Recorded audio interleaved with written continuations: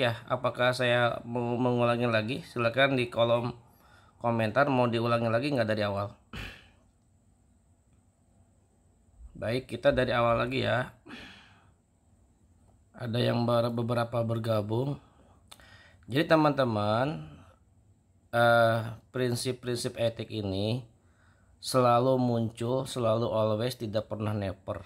Jadi merupakan semacam materi wajib yang sering keluar di soal ujian UKOM ya. Nah, prinsip-prinsip etik ini yang harus teman-teman hafal. Yang pertama ada otonomi, beneficient, non-maleficent, ada justice, utility, veracity, dan fidelity. Nah, jadi ada 8 ya, secara lengkapnya ada 8. Nah, kita akan bahas satu persatu perbedaannya seperti apa. Suara saya jelas ya. Yang pertama otonomi. Otonomi itu adalah otonomi pasien sini ya. Artinya perawat wajib menghormati keputusan pasien untuk menentukan nasibnya. Contoh begini. Teman-teman perawat mau melakukan pemasangan NGT, tetapi si pasien menolak. Nah, itu otonomi pasien. Kita tidak boleh memaksa. Nah, kalau si pasiennya tidak mau diberikan tindakan pemasangan NGT, berarti dia harus menuliskan ketidakmauan atau tidak bersedia gitu kan. Nah, itu otonomi. Maka ketika otonomi pasien itu kita harus memberikan informed consent dulu. Soal menolak dan menerimanya itu tergantung keputusan pasien menentukan nasib sendiri, itu namanya otonomi. Nah, yang kedua ada namanya prinsip etik namanya beneficient. Artinya keharusan perawat untuk berbuat baik pada pasien. Nah, sering terkecoh dengan non maleficient. Ada beneficient, ada non maleficient.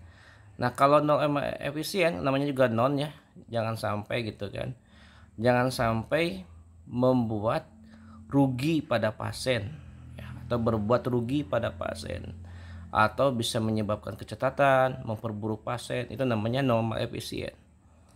Nah, kalau beneficient itu seharusnya berbuat baik seorang perawat terhadap pasien. Kemudian ada fidelity, artinya hubungan saling percaya antara perawat dan pasien. Contoh misalkan ini sering muncul di soal jiwa ya, antara trust seorang perawat kepada pasien seperti apa gitu kan. Nah, kemudian justice itulah prinsip keadilan dalam merawat pasien. Seorang perawat tidak membeda-bedakan agama, suku, bangsa, ras ya. Itu namanya justice ya. Ada juga confidentiality, artinya kerahasiaan. Jadi biasanya kan kalau untuk pengadilan, kalau untuk dibuat hal-hal yang memang urgent, nah itu bisa. Tetapi ketika ini ya si seorang perawat harus merahasiakan penyakit yang diderita atau yang diinikan oleh pasien, seperti itu ya. Nah, kemudian ada veracity, adanya kewajiban perawat untuk jujur ya, tidak bohong ketika pasien menanyakan kondisi penyakitnya ya kita jujur ya.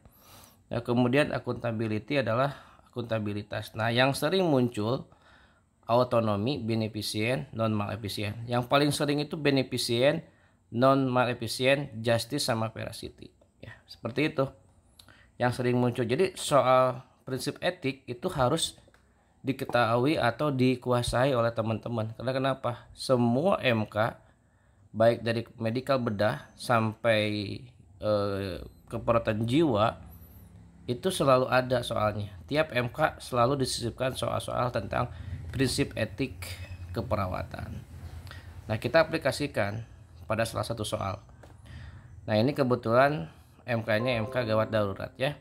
Seorang laki-laki umur 23 tahun merupakan korban bencana gempa bumi. Saat dilakukan pengkajian, didapatkan data sebagai berikut.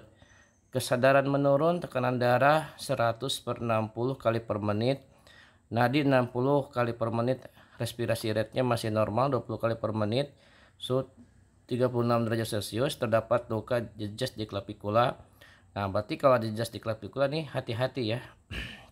Ini bisa nyambung dengan adanya fraktur servikal. Nah, kalian dicurigai fraktur servikal. Kemudian perawat melakukan prinsip penanganannya jauh trust ya, supaya menyelamatkan korban. Nah, apakah prinsip etik yang dilakukan oleh perawat tersebut? Nah, kalau A, otonomi, ya jelas di sini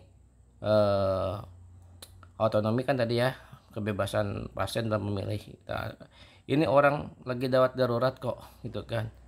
Nah, ini tidak boleh di head and chin lip. Kalau di head and chin lip manuver, ya pasiennya akan cepat mati, ya akan menimbulkan kematian. Ini tidak boleh karena ada fraktur servikal. Apakah beneficient atau non maleficient? Apakah berbuat baik kepada pasien atau tidak merugikan pasien? Ini jawabannya mana? Ada yang jawab di antara B sama C. Apakah beneficient atau non maleficient? Nah, jadi terkecoh kan? Apakah ini sesuatu hal yang berbuat baik atau non maleficient? Ya. Non maleficient itu artinya jangan sampai merugikan pasien. Itu. Nah, di antara beneficient sama non maleficient apa sih menurut teman-teman? Silakan jawab di kolom komentar. Apakah B atau C? Kalau Veracity jelas itu jauh ya jawabannya. Justice jelas di sini tidak ada unsur membeda-bedakan agama dan ras. C, oke, jawabannya betul ya. C, pintar sekali. Jadi tidak membuat atau merugikan terhadap pasien. Seperti itu ya. Nah, tapi kalau beneficient soalnya yang ini. Nah, seorang perawat memberikan asuhan keperawatan yang berkualitas terhadap pasien korban KLL, kecelakaan lalu lintas, pada pasien dengan moderate head injury atau cedera kepala sedang. Perawat menganjurkan kepada korban saat berkendara hendaklah menggunakan helm. Berarti kan itu prinsip etik berbuat baik kepada pasien. Jawabannya apa, teman-teman? Silakan dijawab di kolom. Kalau berbuat baik terhadap pasien apa? Istilahnya apakah otonomi, beneficient, non maleficent, veracity atau justice? Berbuat baik, benefit kan? Keuntungan ya, berbuat baik berarti beneficient.